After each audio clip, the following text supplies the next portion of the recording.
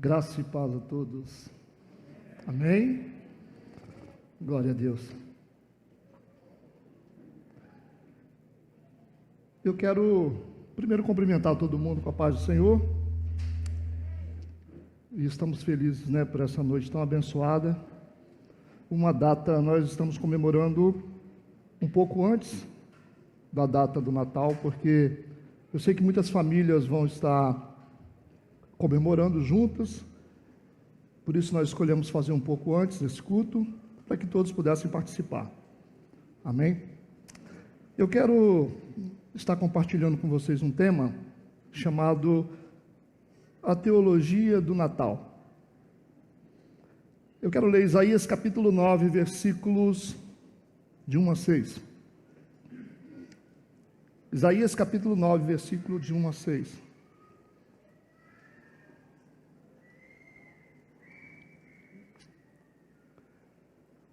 Que diz assim: mas a terra que foi angustiada não será entenebrecida, envelheceu nos primeiros tempos a terra de Zebulon e a terra de Naftali, mas nos últimos tempos a enobreceu junto ao caminho do mar, além do Jordão, na Galileia das nações.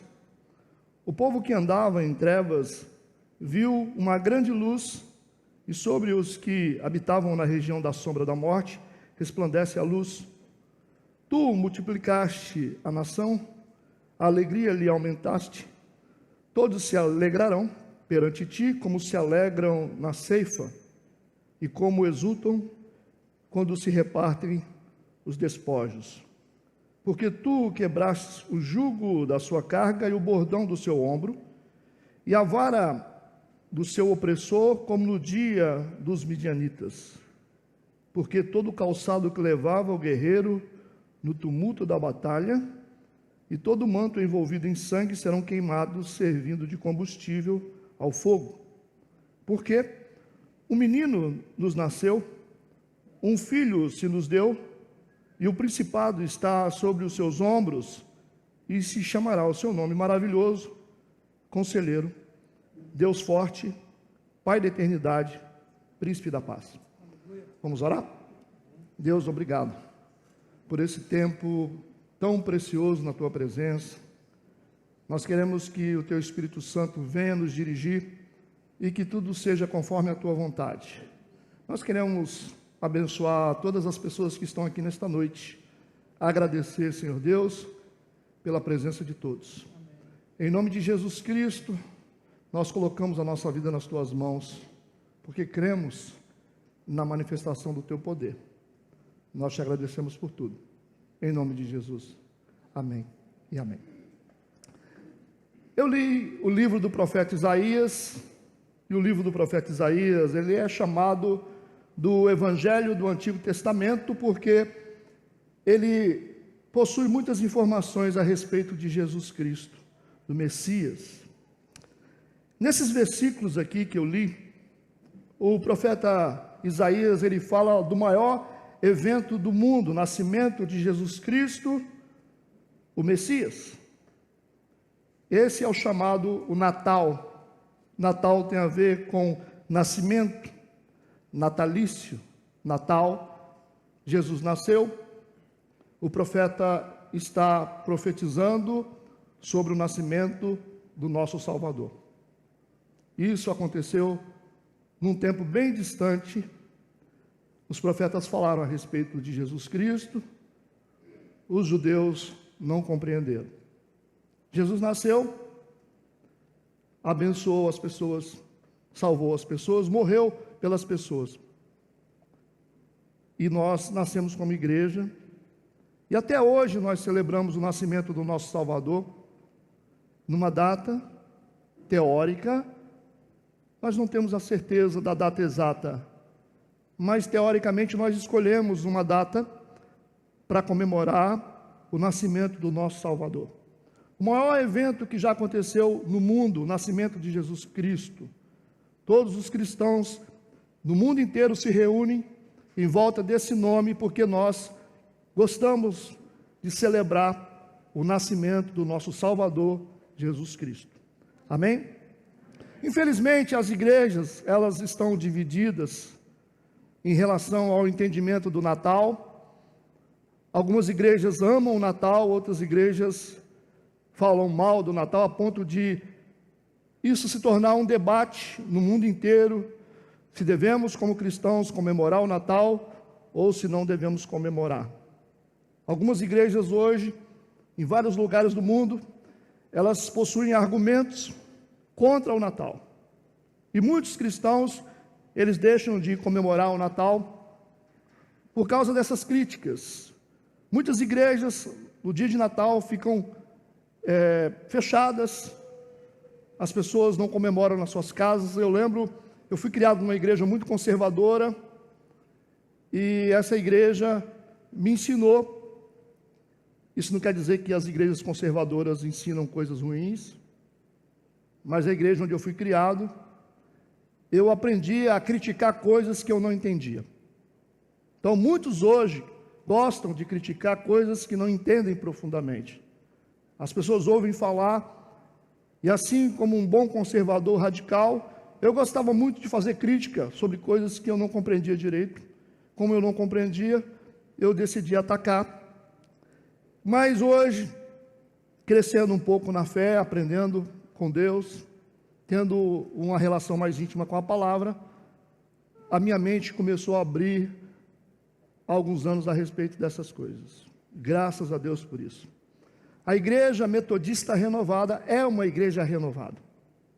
É uma igreja, como eu sempre digo, fundamentada biblicamente, estuda a Bíblia sistematicamente, estuda versículos por versículos. E a igreja metodista renovada, ela entende que o Natal é importante, que o Natal é uma data importante para o povo cristão. Por isso que nós comemoramos o Natal. Eu quero fazer aqui uma abordagem, primeiro, honesta, porque nós temos que ser honestos. Eu quero fazer essa abordagem honesta, e quero também que todos vocês que estão ouvindo aqui, os que estão ouvindo pela internet também, sejam honestos em relação à interpretação da verdade. Uma abordagem honesta, bíblica e justa a respeito do Natal. Amém?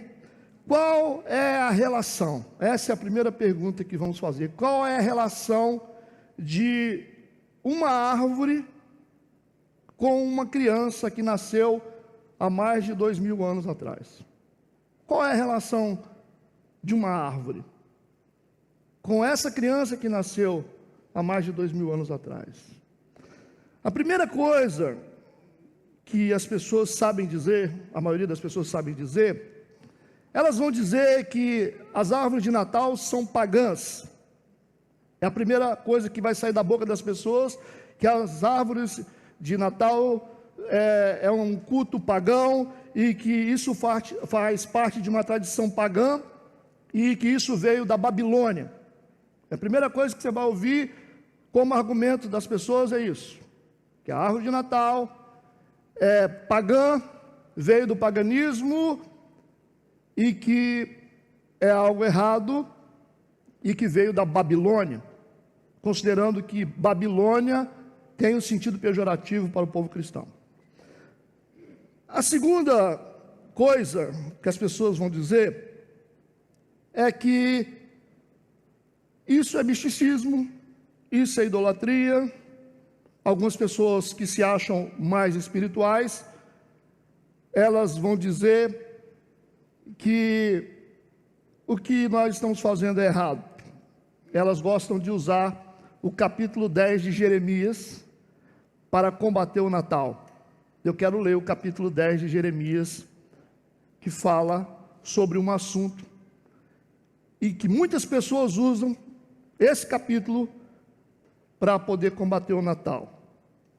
Jeremias capítulo 10, versos de 2 a 5. Escute isso. Assim diz o Senhor: não aprendais o caminho dos gentios, nem vos espanteis dos sinais dos céus, porque com eles se atemorizam as nações. Porque os costumes dos povos são vaidade, pois corta-se do bosque o madeiro, obra das mãos do artífice, feita com machado, com prata e com ouro o enfeitam, com pregos e com martelos o firmam, para que não se movam. São como a palmeira, obra torneada, porém não podem falar, certamente são levados porquanto não podem andar. Não tenhais receio deles, pois não podem fazer mal, nem tampouco têm poder de fazer o bem. Com base nesse versículo, Jeremias capítulo 10, de 2 a 5, criou-se uma cultura contra o Natal. Mas só que a gente tem um problema muito sério aqui, porque nós precisamos fazer a interpretação certa desse texto, e nesse texto, Deus não está falando nada contra árvores de Natal, Deus não está falando nada contra o Natal, amém? O que Deus está falando? Deus está falando de um problema local da época, porque era costume dos povos antigos irem na floresta, pegarem uma árvore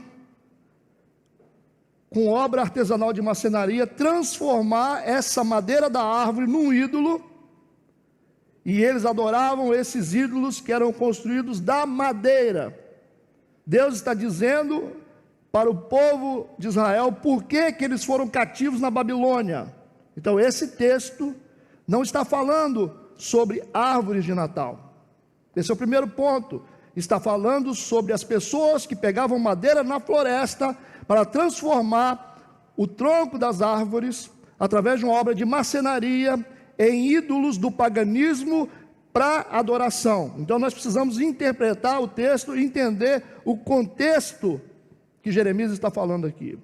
Não está falando nada sobre árvore de Natal, mas sim de idolatria, que foi o motivo que levou o povo de Deus para o cativeiro na Babilônia. Eles construíam imagens de madeira e cultuavam essas imagens que eram construídas de forma artesanal. Quantos entendem o que eu falo?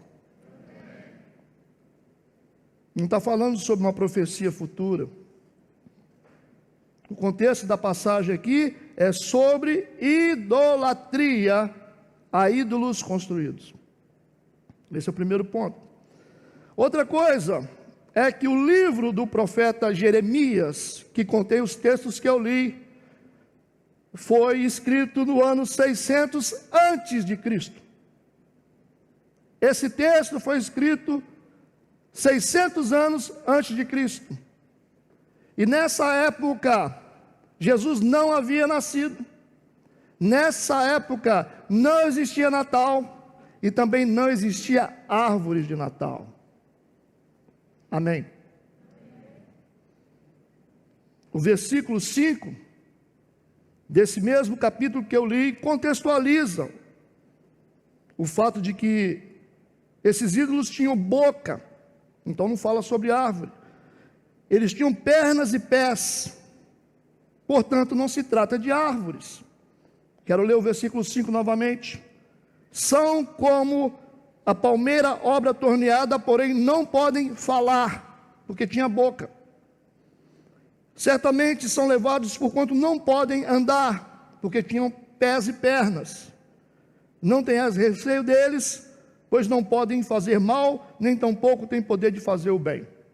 Então, esse texto de Jeremias, capítulo 10, usado para combater o Natal, não tem sentido nenhum, porque não fala sobre árvores de Natal, mas sim de objetos, de ídolos construídos para adoração. Está tudo bem? Na América do Norte, no século 17, havia uns cristãos chamados puritanos, que eles eram radicais, como tem hoje, né? Muitos radicais. Eram protestantes radicais, que proibiam a comemoração do Natal, alegando que tinha raízes pagãs. Então, nas primeiras 13 colônias da América, comemorar o Natal era um crime contra a lei, porque os puritanos, protestantes, eles achavam que comemorar o Natal era um crime.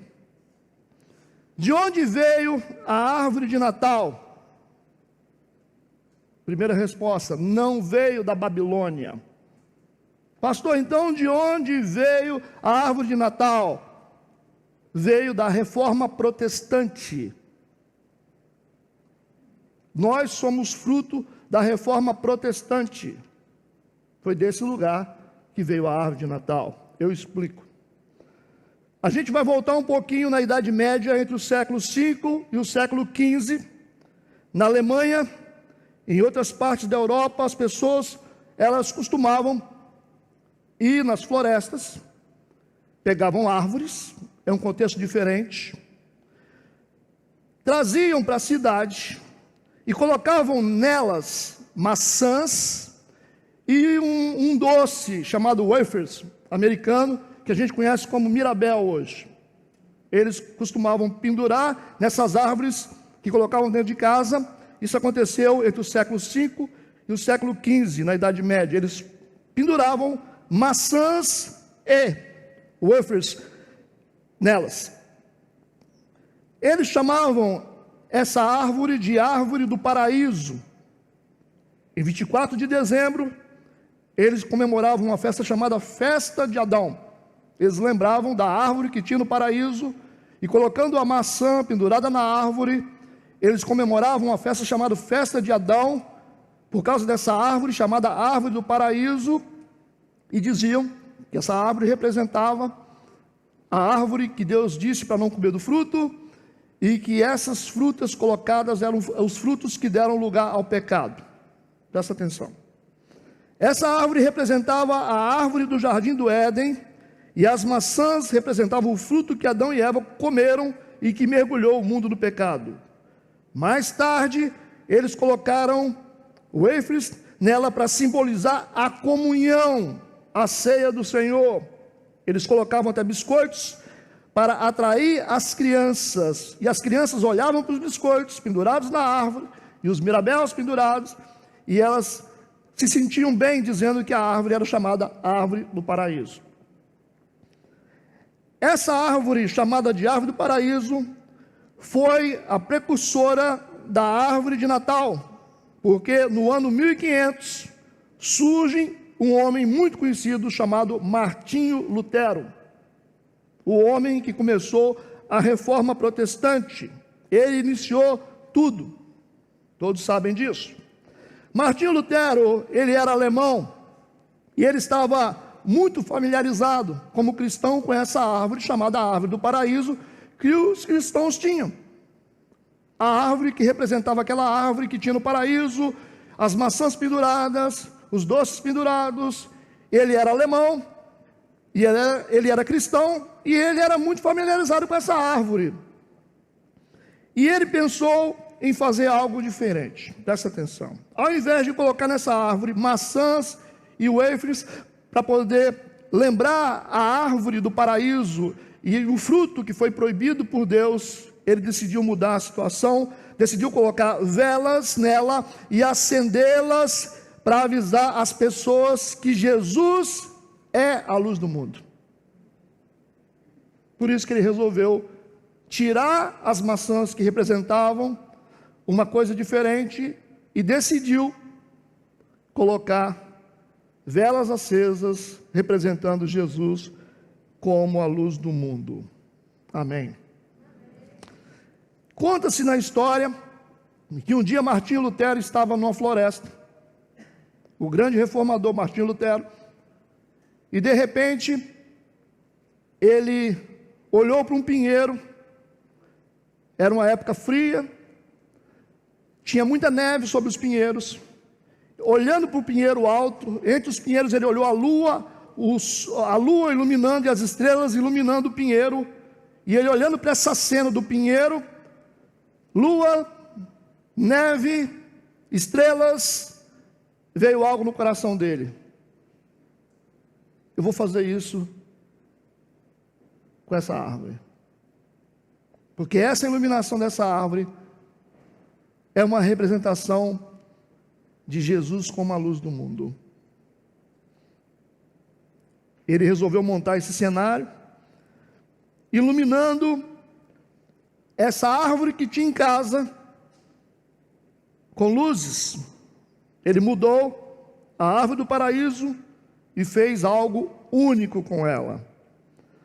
A ideia de Martinho Lutero não era mais falar sobre o pecado de Adão e Eva, mas sim falar de Jesus, sendo a luz do mundo, e fazer disso um ensino para todas as gerações futuras.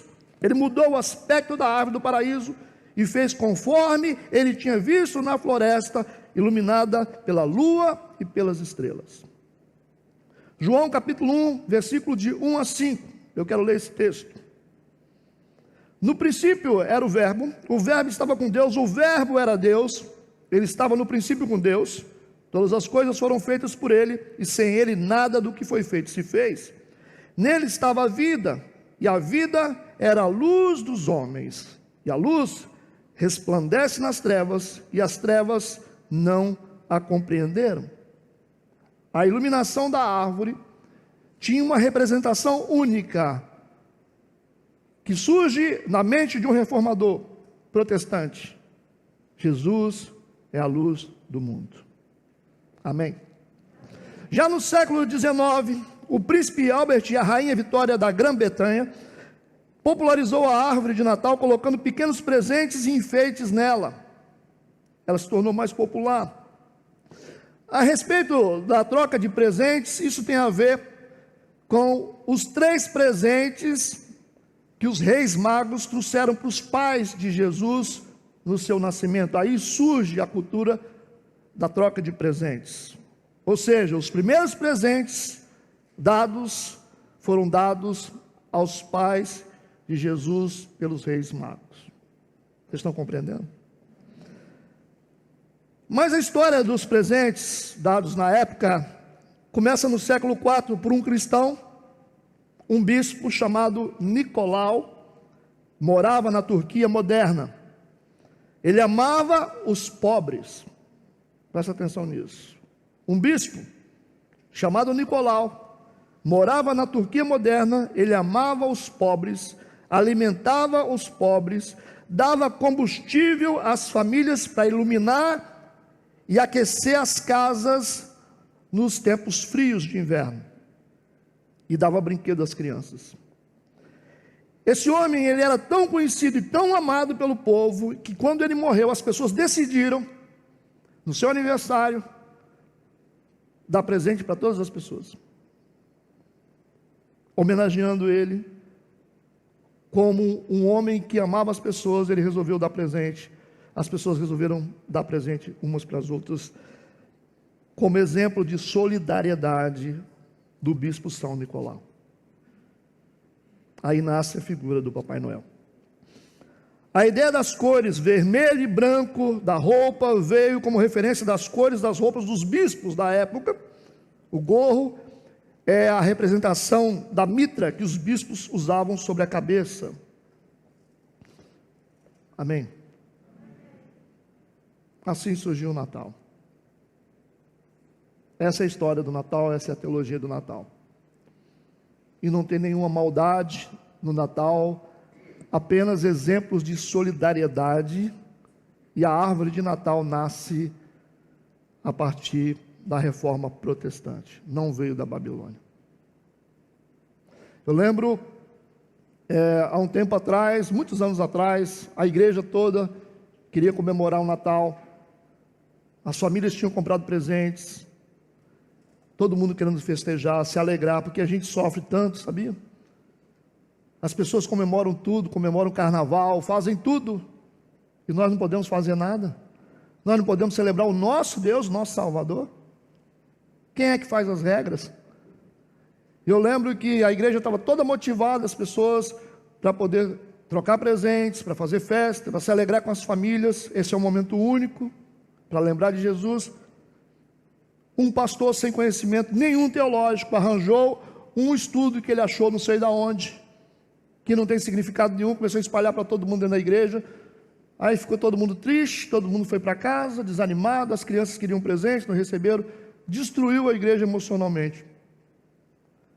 É uma atitude sem entendimento, sem compreensão, sem investigação, sem procurar saber o que é certo. Por isso, muitas coisas estão acontecendo hoje. Os cristãos estão podados de um monte de coisa, porque não têm conhecimento. Nós podemos fazer tudo, menos pecar. Nós podemos fazer tudo, menos pecar. Nós somos um povo livre. E a nossa consciência é de que nós podemos celebrar o nosso Deus. Tudo que é recebido com ação de graças, tudo que é consagrado ao Senhor, nós somos livres para isso.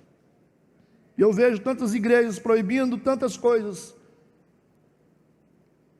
coando, um mosquito engolindo um camelo. Tem tantas coisas para a gente se preocupar: amar o próximo, famílias, amar os nossos filhos, respeitar as pessoas, ser honesto. Mas às vezes a igreja, ela proíbe algumas coisas simples, básicas e legítimas, e começa a criar um monte de proibição. E quando as pessoas não têm conhecimento, elas se rendem a isso. O Natal, não existe nenhuma maldade no Natal. Não existe nenhuma maldade no Natal. Existem alguns acréscimos que as pessoas fazem. Talvez tenha até coisas erradas, como gnomos, essas coisas. Eu também não concordo. Nem concordo em estar colocando figuras de Papai Noel, porque aí você já tem uma pessoa, você tem uma celebridade, aí o protagonista nosso é Jesus Cristo. Então a figura do Papai Noel não nos interessa. Se alguém gosta de usar, também não tenho nada contra isso. Pelo menos foi alguém que fez algo bom, né? Por que não lembrar de pessoas que fizeram coisas boas, como os apóstolos fizeram coisas boas? Eu acho que as pessoas que fizeram coisas boas precisam ser lembradas, sim. Não idolatradas, mas precisam ser lembradas. Agora, nessa última sessão eu queria compartilhar com vocês como nós cristãos devemos comemorar o Natal. Nesse último ponto aqui do nosso bate-papo, olhando para a árvore de Natal, entendendo que existe uma simbologia a respeito de Jesus, como luz do mundo. Esse é um madeiro, essa é uma árvore. O madeiro da árvore de Natal aponta para o madeiro da cruz de Cristo. Número 2, a árvore de Natal é uma árvore de luz, que representa Jesus como luz do mundo, e aponta para a cruz, que é a árvore da vida. Amém? Terceiro, a árvore de Natal é uma árvore de muitos ramos, que aponta para a cruz, que possui 2 ramos, um à direita, outro à esquerda. Os ramos são as partes de madeira onde Jesus ficou com suas mãos estendidas. Quarto, a árvore de Natal é preenchida com muitas cores e aponta para a cruz, que foi preenchida com a cor vermelho sangue. Quinto, a árvore de Natal está cheia de neve branca e aponta para a cruz, que nos lava dos nossos pecados e nos torna brancos como a neve. Sexto, a árvore de Natal tem os seus presentes embaixo dela e aponta para a cruz, onde o nosso maior presente estava pendurado nela.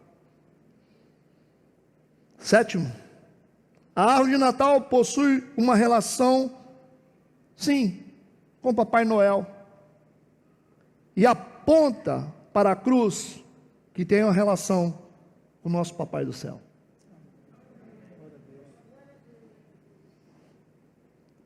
É Natal. Então sejam livres para comemorar o Natal e celebrar um dia tão importante para nós, que é o dia do nascimento do nosso Salvador. Celebremos o Natal, façamos comida, vamos rir bastante, vamos dar presentes para as pessoas, vamos nos alegrar, Porque como a gente não tem muito direito nessa terra, nós não temos muito direito nessa terra. E o direito de celebrar o nosso Deus, ninguém vai tirar. Ninguém vai tirar isso da gente. É o nascimento do nosso Salvador. É o evento mais importante que o mundo já presenciou, foi o nascimento de Jesus Cristo.